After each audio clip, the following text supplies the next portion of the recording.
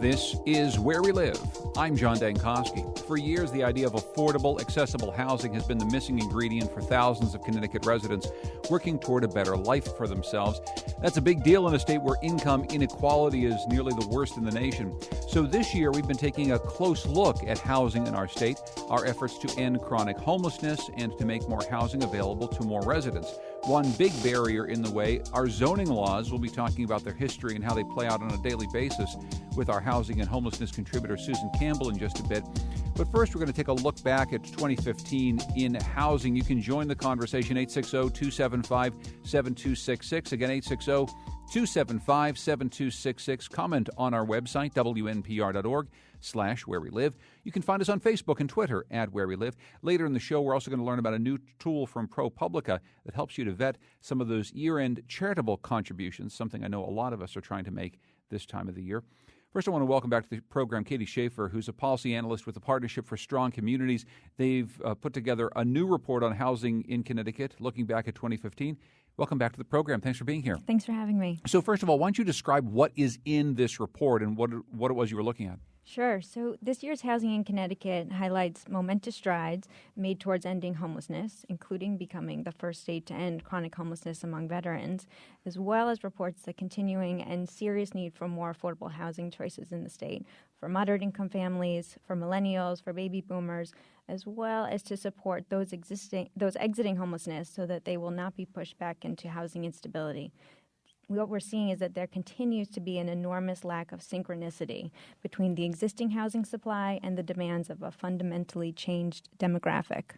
Okay, so what are the big barriers in your way? Sounds like some good news, some bad news, but let's talk about the things that we need to overcome here. Sure. Well, because of the way the state's developed, most of the housing was built from 1970 on for the baby boomer population and their then growing families. So what we've seen is an enormous dependence on single-family housing to support our vibrant towns. But what we're seeing is that single-family housing stock has not performed. The grand list, which is the value of the real property taxes that are generated, are flat or falling in 151 municipalities, and that's concerning. Because with service prices continuing to increase and revenue decreasing, that means that towns may be forced to either increase taxes and or cut services.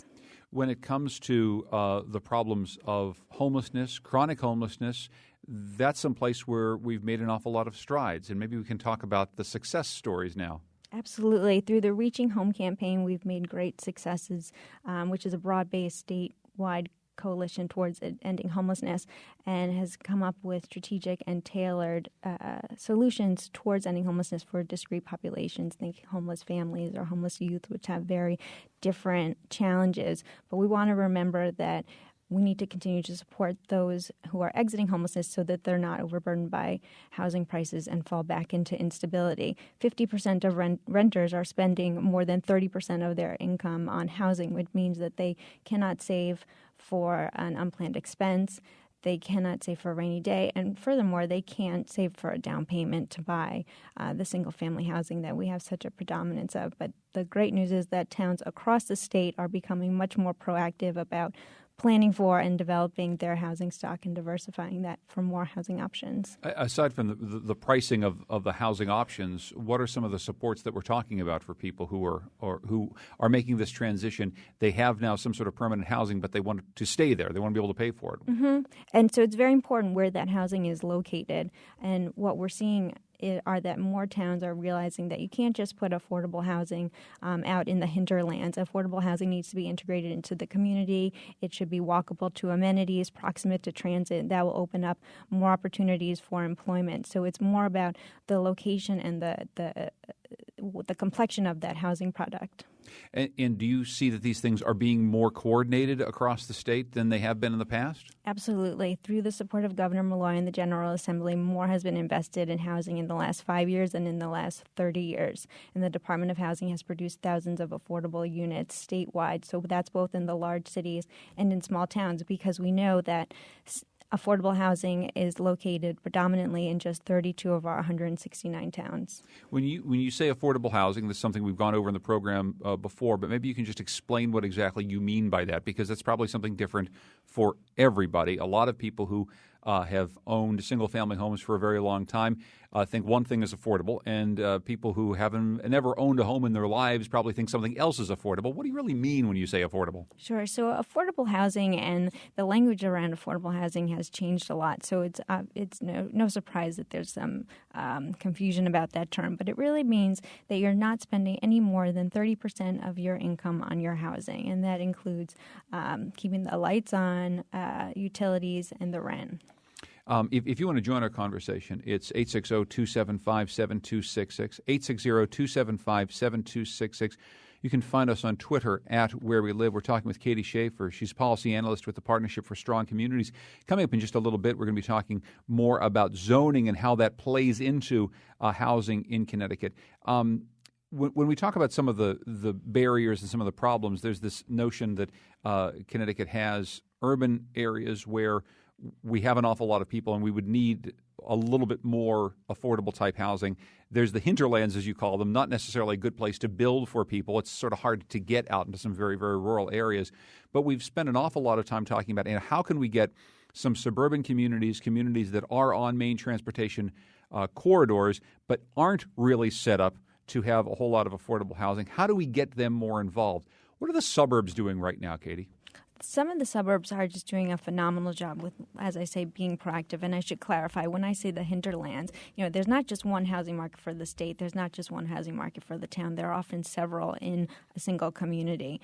So we want to be strategic about where that housing is located. I mean, you can only be so hinterlandy in Connecticut. I mean, it's a small state. But anyway, yes, please. Absolutely. So we're seeing towns across the state. We see in Old Saybrook, we see Fairfield, we see Newtown, and we're seeing Colchester. So all kinds of suburban towns, because there's a diversity in there, that are being much more proactive. So some towns are doing that through the Home Connecticut program and the Incentive Housing Zone program, looking at their housing needs, how their housing supply has changed, and proactively develop zoning that will enable that affordable housing to be developed, and specifically in a mixed income product.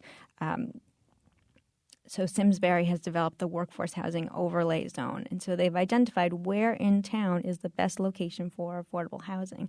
And we're seeing an interest in developing a more urban complexion, even to small towns. And most of our towns have a small walkable town center, and that can really be leveraged to develop more strategic housing options. So you've talked about how the towns are doing more and how the state has stepped forward to try to provide help for affordable housing. How about the developers themselves? Is there an appetite amongst the people who build housing in Connecticut to build the sort of housing that you think we need? Absolutely. We're seeing across the state and nationwide the demand for multifamily housing is higher than it's been since 1987. The market is crying out for it because we just haven't invested, especially in Connecticut, in multifamily housing. So we're seeing not just the usual suspects of affordable housing developers, but we're seeing for-profit private developers who have historically only built subdivision because that's what the market demanded, pivoting and really providing that and stepping up and providing that multifamily housing. And it's much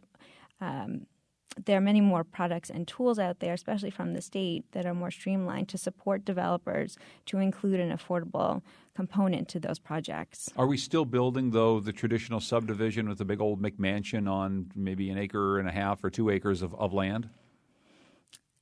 We've looked at the Warren Group's data on sales prices, and we are seeing that the volume of sales are increasing. However, year over year and through 2/3 of this year, we're seeing housing prices decrease and sales prices decrease. So I don't know if that's where we want to continue to invest our development dollars. Yeah, I just wonder because it's something that we've talked about with people who take a look at long-term trends of building. And there is this notion, not just necessarily in Connecticut, but across the nation, where an awful lot of the subdivisions that were built years and years ago for a specific sort of lifestyle are now falling out of favor. They've lost a lot of value. People don't want to necessarily live like that anymore. But that's land that has been, bulldozed over and built on. And the question is, what do you do with some of these single-family homes built on cul-de-sacs when that's not really where the market or the state is necessarily headed? I mean, what's the strategy from a housing perspective to deal with the reality of what we've actually built already? Yeah, absolutely. And this is the beginning of the trend, right? We're seeing just the first wave of baby boomers retire now. The strategy is you need to get buyers into town. And how are you going to get buyers into town? You have to develop housing options that meet their needs. A young family or a young professional just graduating with education debt not only can't afford a 4-bedroom home, they're not interested in buying that. They need to save for a down payment. Without an affordable rental that gets them into town, they can't save for that down payment and then buy that baby boomer's home.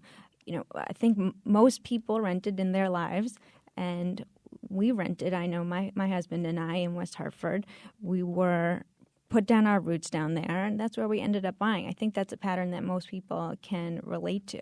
So you need to get the buyers to town. And what about, and this is another thing that we've tackled in this last year where we've talked an awful lot about housing on the program, have things gotten better in the rental market? Because clearly rental prices are far too high for many of the people who would need to rent. Not enough stock of affordable rental properties, especially downstate in places like Fairfield County, where it's just really, really expensive to rent a place. Mm-hmm. So that's exactly why we need an affordable component to these kinds of projects, because the market is so hot for multifamily that the rent is out of reach for so many families. And you can't save for a home if you're paying a mortgage for your rent. And half of renters, like I said, are burdened by their housing costs.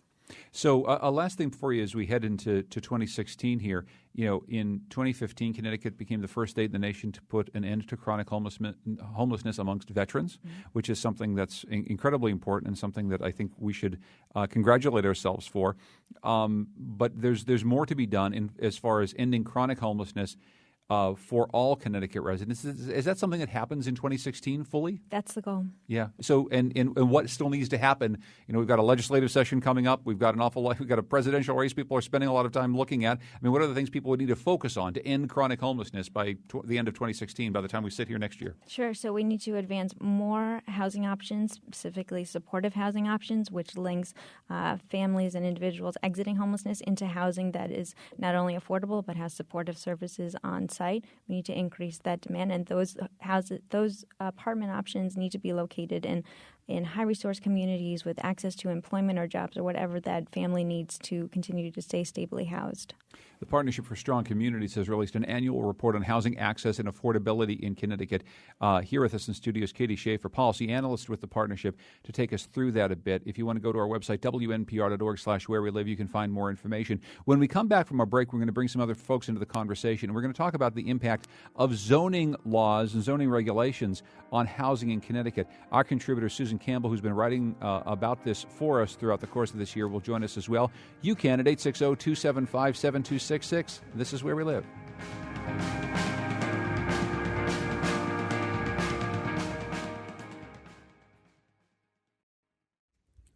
This is Where We Live. I'm John Dankosky. Throughout this year, we've been talking an awful lot about housing and homelessness, and the writer Susan Campbell, who's been working on this project with us throughout the course of the year, joins us. She's got a new piece on WNPR.org, which you can find right now on our website, and it takes a look at zoning and the issues that zoning can cause for people's ability to actually be able to afford to live someplace in Connecticut, and it's something that's been going on not just for the last few years, but for many, many decades. Susan joins us in studio once again. Hi, Susan. Thanks for coming in. Thank you. Good morning. Also with us today is Katie Schaefer, who's Senior Policy Analyst with the Partnership for Strong Communities. In just a moment, we'll be bringing in Jack Doherty from Trinity College. But first of all, Susan, you start your story on WNPR.org someplace that we've talked about a little bit, this case of the Scarborough 11. And for those of our listeners who haven't been following this closely, who are the Scarborough 11 and what do they have to do with zoning laws in Connecticut? Good question. The Scarborough 11 are 11 people, 8 adults and 3 children, who have an intentional community in the West End in Hartford. They bought a mansion. They went looking for a place where they could all live together. These are longtime friends and some married couples. And they found a place on Scarborough, which is home to some of the largest and most beautiful homes in Hartford. They bought the house and then started to hear from neighbors, and I'm skipping over a lot of the details, but basically there was concern on the part of some neighbors that they were violating zoning laws, that the zoning there is incredibly restrictive. I believe it's called R8, which limits the amount of people who are not related to each other who can live in the same dwelling, although you can have an unlimited number of domestic servants living there. So it's in court. Hartford just released a draft zoning regulations booklet that's quite thick that I've been thumbing through, and maybe that'll address that somewhat. But at this point, the case is tied up in court. What's interesting about this is, well, a few of the things you mentioned, including these somewhat antiquated laws that allow you to have a certain number of domestic servants living there, of course, but you can't actually have people who are part of your quote-unquote family. And I'll say quote-unquote because this gets a little bit to the issue of what a family is. Maybe that's a conversation for another day, or maybe that's a big part of this conversation, Susan, because as we were just talking about a moment ago, it seems as though Connecticut has an awful lot of homes, whether it's out in the suburbs or in some of our older urban communities that are big, that are sprawling, that frankly 2 or 3 or 4 or even 6 related people could never really afford or would want to live in. But here, this group of people have decided to make it affordable for them and live in a way that makes sense. Some people might say, what's the problem? But I suppose the zoning laws are there to make sure that, you don't just turn all these mansions into flop houses where 10, 20, 30 unrelated people can live at any time. It would be a stretch to call this place a flop house. You'd have to go some distance to turn it into that. Yes. But I understand it. And actually, Katie's colleague at Partnership, David Fink, says this a lot, that for most families, their home is their largest investment. And so if they see something that they believe is threatening that investment, they fight back, and understandably so. In this case, the families who disagree with the group living there, the Scarborough 11 living there, may be motivated by a little more than they want to protect their own investments. It looks bad, but that's what often happens. That's what often moves NIMBY movements. Well, what else does this bring up for you, this particular story? Because obviously, as I said, it has an awful lot to do with what we consider to be a family. It has a lot to do with what people view zoning regulations to be there for. And once you start peeling away a little bit of that paper on the edge, it gets into some really ugly stuff. I mean, the language of zoning, as you write about in your piece, is something that has long been very, very exclusionary. It's not about a case like this. It's actually about ways to keep people who don't look like us, whoever we are, out of our neighborhood. Aaron Kimball says this at Connecticut Fair Housing. It's an us versus them. We want us to live in the same neighborhood, and we want them to live over there. And it's how you define them. In Connecticut, it's very much rooted in classism, and that it's not a far leap from racism, where people who can afford a particular neighborhood can live there, and the rest of you need to live elsewhere. You said you spoke to Aaron Campbell, who's, again, Executive Director of Connecticut Fair Housing Center, about this notion of maintaining current zoning laws for the sake of, quote, preserving a neighborhood's character. Let's listen to a bit of what you had to say. If you talk to people in the towns that have the 1 or 2 acre zoning laws, what they're saying is that they want to preserve the rural character or the suburban character or what other name they want to put on it, character of their town. So if you were to put 100 houses on a 10 acre parcel, or 100 units is a better way to put it, it's obviously going to be much more densely populated, and it's going to look very different than other places in the town. But preserving the rural character or preserving the suburban character of our town assumes that that town has always looked like that and has never looked any different than it does right now. And of course, one of the things that we know is that housing and real estate is nothing but change. And that's Aaron Campbell, who was talking to our Susan Campbell. And so, Susan, what she's getting at there is not some of the zoning restrictions that have to do with how many people live in a place, but the size of the lots. And that actually gets something to something that I was talking about just a moment ago.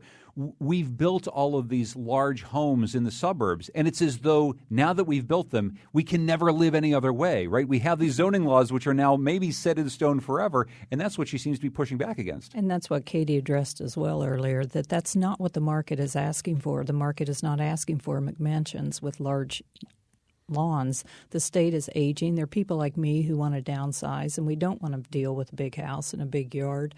And what's happened over the time is that zoning boards around the state, and each town has one, they've tended to be reactive. They've tended to let the developer come in and say, okay, this is what I'm putting up. Yeah, that looks good, and they approve it. But now the market is changing, and towns that are going to be successful are going to anticipate that change. Katie, can you pick up on that a little bit and talk that through? Because we mentioned this earlier, but one of the things that your colleague Erin Kemple talks about there is, every time you decide to build 10 houses on 10 acres and you don't build 100 units on 10 acres, it changes the character of the town, certainly, but it really rubs up against the notion that you have about being able to densely cluster people so that they can walk toward things, so that we can actually put more people in affordable housing situations. That's exactly the sort of zoning law that keeps us from getting where we need to go in the state. Sure.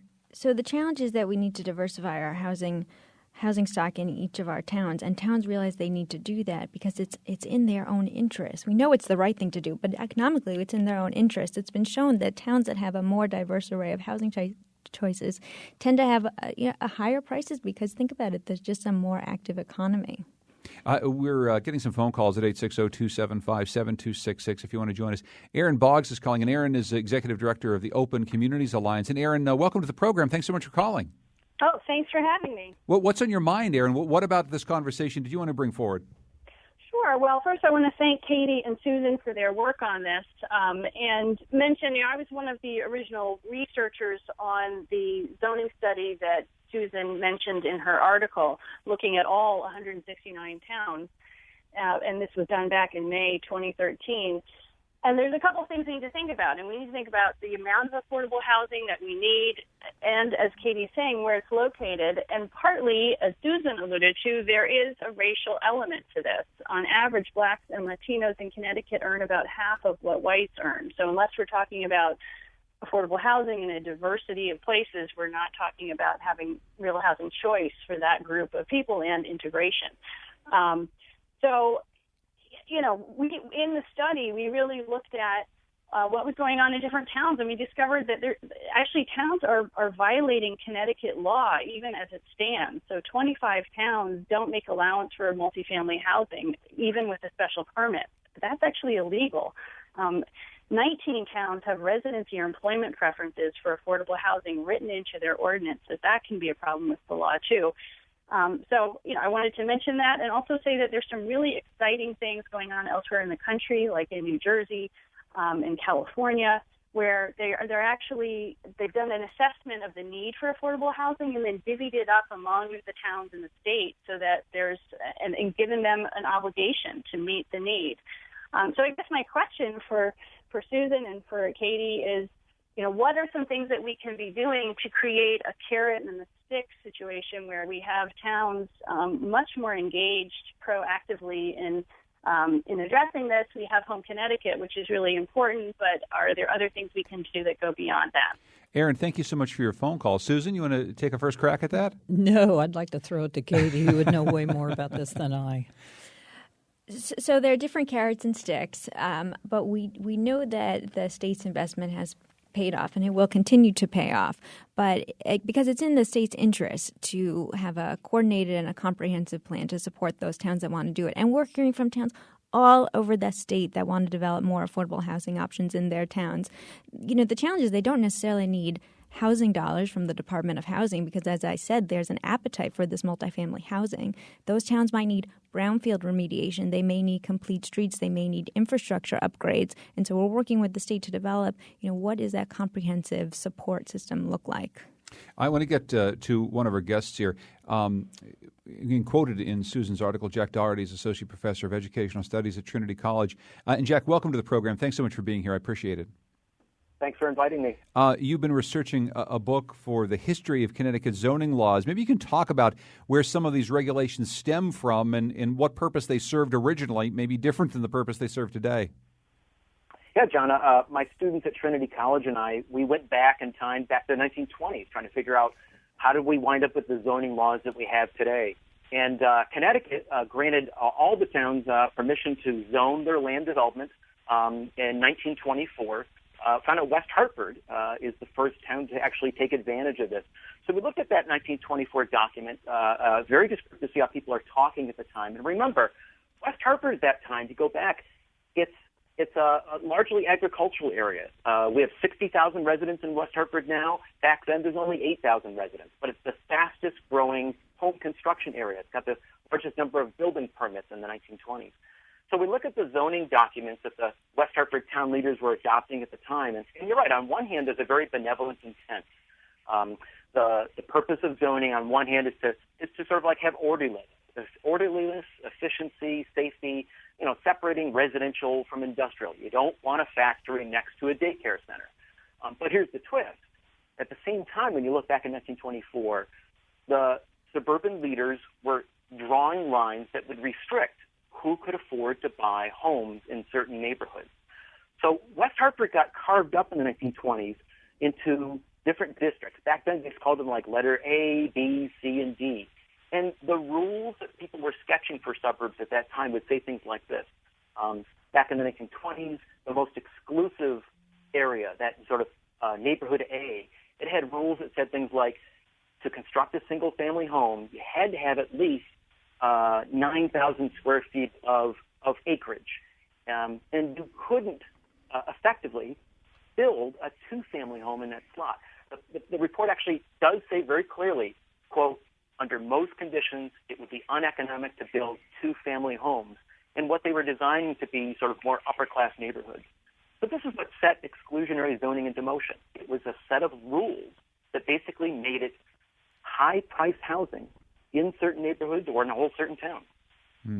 So is exclusionary zoning, Jack and Susan, is it across the board bad? I mean, is it a bad thing for the state? My first crack at this is whenever you're writing rules into town laws that effectively prohibit all of our citizens from having a chance of moving into a neighborhood or into a town, then you're setting up rules that basically separate us from them, like one of your prior commenters said. Susan, what do you think about that? I agree. I heartily encourage everyone to read Lisa Prevost's Snob Zones, a 2013 book where she looked at exclusionary zoning. And Connecticut played such a large role in there. She looked at Greenwich and Darien, but it's not just there. And it's this attempt, I agree entirely with Jack, it's this attempt to keep people apart in a way that actually ends up stifling towns. I mean, towns die on the vine when they try to be so exclusive. You cannot continue that way. The market won't allow it. We've had Lisa on the program talking about that book before, and it is a very interesting insight into the way we've used zoning laws in the state. If you want to join us, 860-275-7266. John's in Farmington. Hi, John. Go ahead. Yes, good morning. It's a fascinating discussion, and one of the things that there's actually two pieces. One is that in the state of Connecticut right now, if you own in a number of towns, if you own a two-family house, the taxes have doubled, maybe tripled over the last 10 years. Rents haven't, but there's a natural base in some towns, say like West Hartford, of $500,000 a unit in taxes alone. So you're not going to get a reduction in rents. And in some places, Bloomfield, they can get equal rents because there's subsidies. They're subsidized by the state for subsidized rents.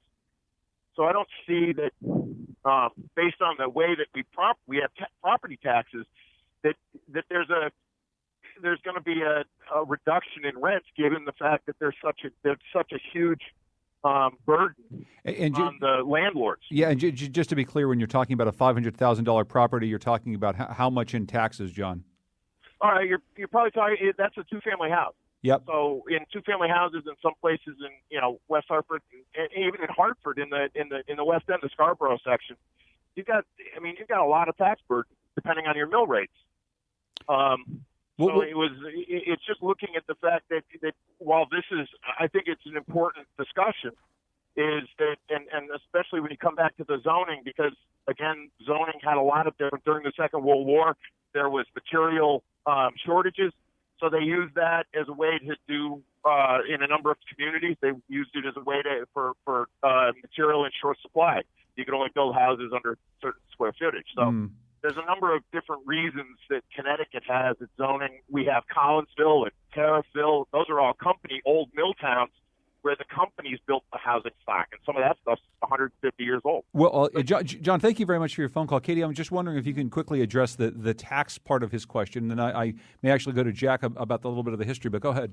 Sure. So that was a great and loaded question, John. Thank you. So it touches on a lot of different points. He's right that rents are continuing to increase. We have the 8th highest rental market. You need to earn about $24.29 an hour to rent a typical 2-bedroom. Half of the occupations in Connecticut are making less than $20 an hour. We need to advance the diversification of our housing stock so that we can get people to town, get them involved in the community, rent, and eventually buy in that community. So that will help with turnover and churn in the housing market. And then, in those products where a landlord wants to include an affordable component, there are programs at the state to offset that gap, and those are streamlined, and we really encourage people to give them a call. Jack, I wanted you to address the last part of what John had to say there about the history of maybe some of how we got the housing stock that we have. That's another piece of this, right? We build over time for various reasons, and we have an awful lot of housing stock that's built in places because of zoning laws, but is also built because of the style of building at the time, and that plays into all these things, including what sorts of houses we have to choose from. Exactly, John.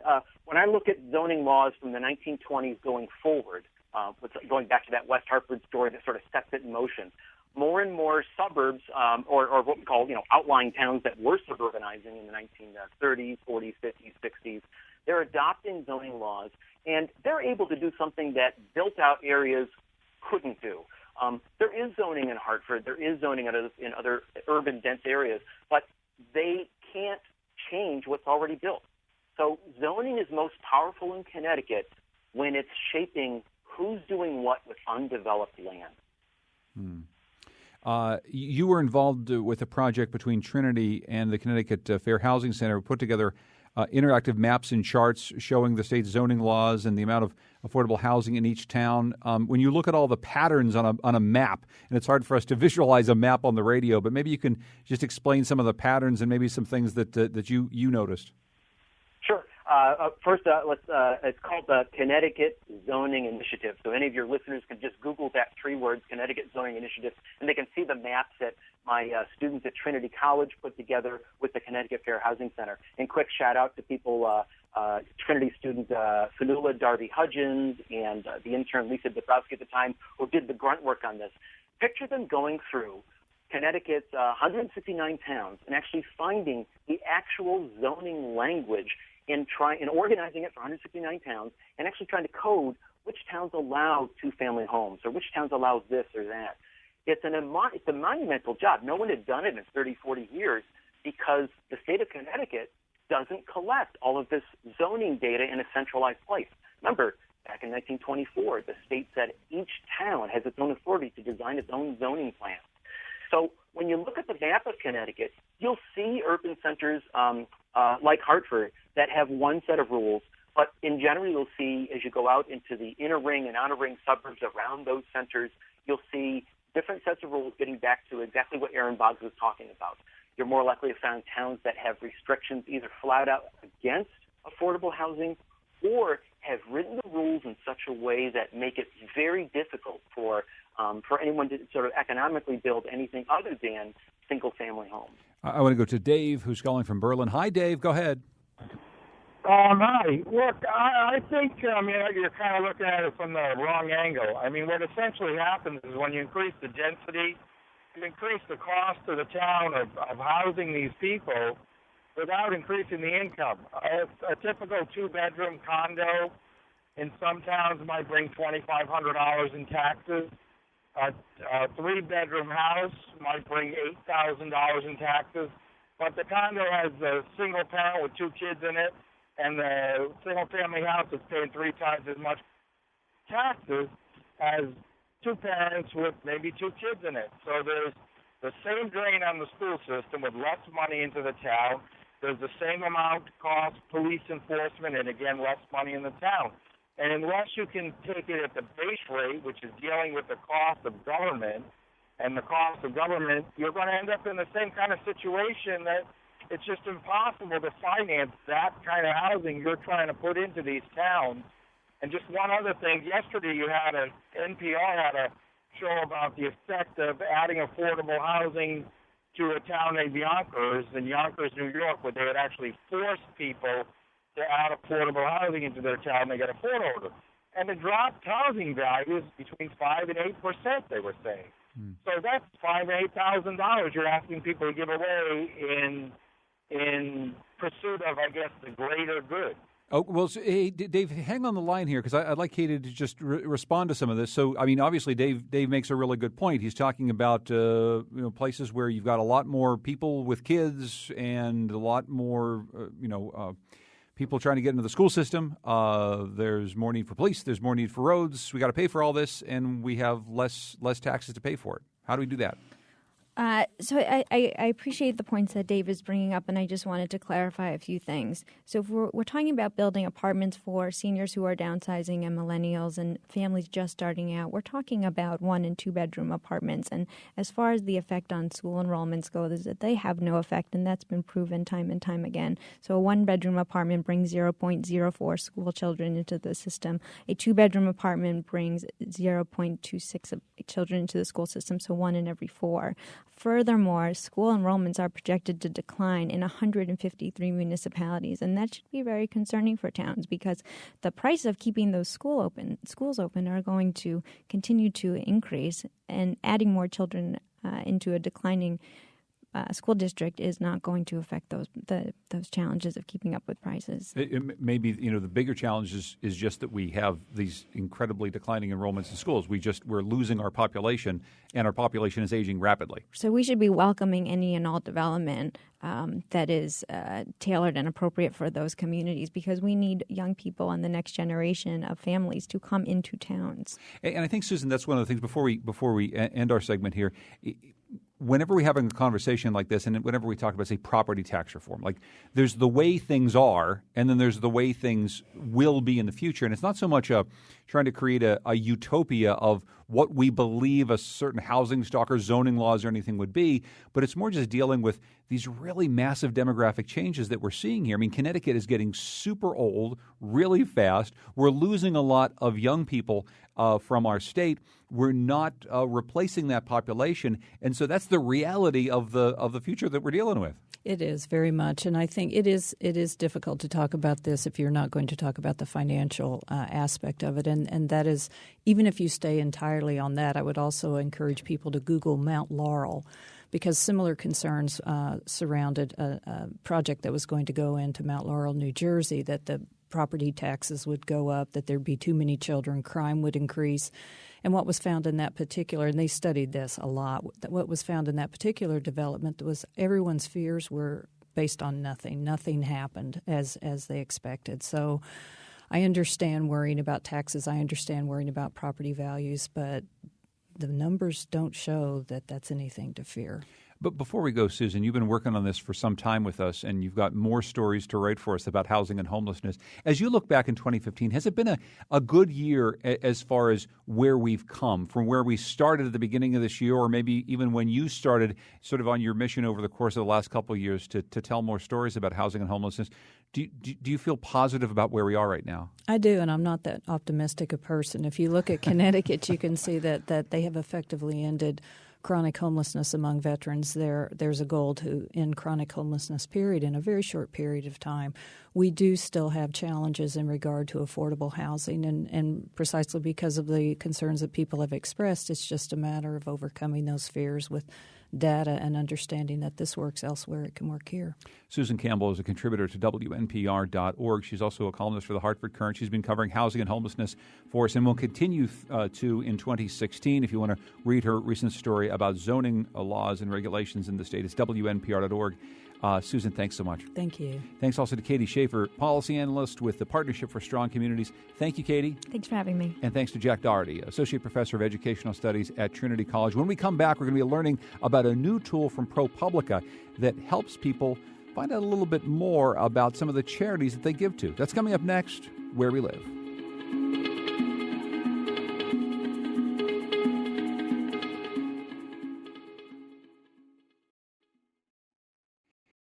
This is Where We Live. I'm John Dankosky. Coming up on tomorrow's program, the year's winding down, and we're going to start to look back at the news of 2015. It was filled with preoccupied porcupines and not-so-permanent fiscal crises. Our weekly news roundtable, The Wheelhouse, will recap the week's and the year's news. What were some of your big stories of 2015? Hope you can join us tomorrow on the show. The holiday season, of course, is upon us. Have you figured out, though, which nonprofits you're going to give to this year? If not, don't fret. ProPublica has a tool that might help you figure things out. Cece Way is a news applications developer at ProPublica who joins us right now. If you want to join us, 860-275-7266, as we talk about nonprofits and what we can learn about the best nonprofits to give to. Cece, welcome to our program. Thanks so much for joining us. Thank you for having me. So first of all, what are some common mistakes people make when giving to nonprofits this time of year? Yeah, so one common mistake, and I think this isn't the fault of donors at all, it's just something that we haven't been taught to look for, is not reading and understanding the fine print. So a lot of times you'll hear the phrase 90% or some percent of every dollar will go towards our programs. And what we don't think to look for is every dollar of what? Charities will specify whether or not it's every dollar spent or every dollar donated. And if it's donated, that's what we're thinking about, right? I'm donating $1, and out of that dollar, 90 cents goes directly to a program.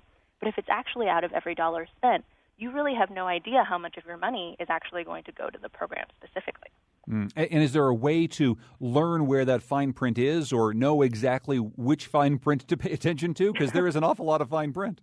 Yes, that is a great question. I would say a lot of places have that part pretty – either they have it prominently, but you sort of just gloss over it when you're reading, or I would say – go to the website, and it shouldn't be something that's hidden in like a terms of service language that's like, pages of fine print, but it should be somewhere prominently on their website. And if it's not, I would actually just call the charity that you're thinking about giving to and ask them directly. And so we're talking with ProPublica about their Charity Navigator tool with Cece Way, who's a news applications developer there. So what all do you provide in Charity Navigator that will help people vet some of these nonprofits? Yeah, so our tool, it's called Nonprofit Explorer, and we made it originally because 990s are something that every charity has to give every year to the IRS. And the only limitation there is if you're thinking about giving to a really small charity that's rather new, if they don't make $50,000 per year, then they don't have to file any information. But that's a very small portion of nonprofits. For the rest, you can basically go to our site, and what we do is we provide a digital version of all of the data that the IRS releases that way. And so you can see at a glance, really, how much money does this charity make every year, how much money do they spend on programs, how much money do they give to their executives. And then if you really want to do a deep dive yourself, we also provide the raw files that these organizations file to the government themselves. And you can look through year after year and look specifically, how much does the CEO literally make in 2013? And you can go through the files yourself and look through. How big a deal is CEO compensation? I mean, how big a red flag is that for people to look for? Yeah, that is a great question. So it's not automatically the case that if you see a large number, it's necessarily a bad thing. And the way that the IRS does this, right, is they call it basically a reasonable salary. And so you want people to help run your charity who would do a good job at a comparable place that maybe wasn't a nonprofit. However, what you can do is you can compare how much they make to how much other CEOs make at similarly sized charities. And if that number is really outrageous or large, or the other thing to look for is if it's outrageously low.